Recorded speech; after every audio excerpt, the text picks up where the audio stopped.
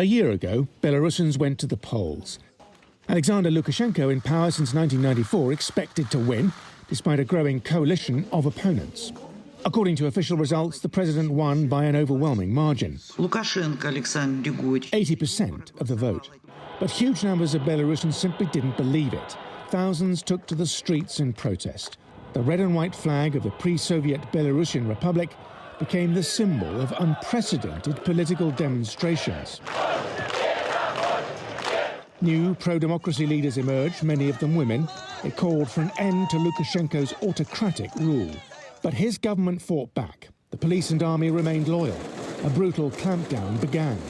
Activists were rounded up. Evidence of violent abuse in detention spread. Some, like Alexander Tarakovsky, paid with their lives. For a year, his widow Yelena has fought for an official inquiry into his death, but nothing has happened. She despairs for her child's future. I can't see the future for my children here. I don't want them to be taught propaganda in school, kindergarten. I want them to grow as free people. Most opposition leaders, including Svetlana Tsikhanovskaya, fled into exile. I think our main mistake was that we underestimated the cruelty of the regime. We were not ready for these tortures, for this violence.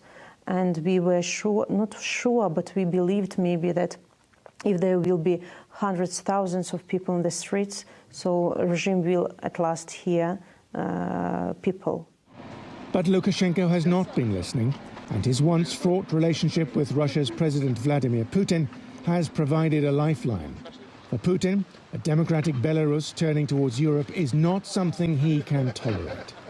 The international community has reacted with a growing list of sanctions, but so far none has had an effect. In May, the Belarusian Air Force forced a passenger plane to land in Minsk, so a young political activist could be detained.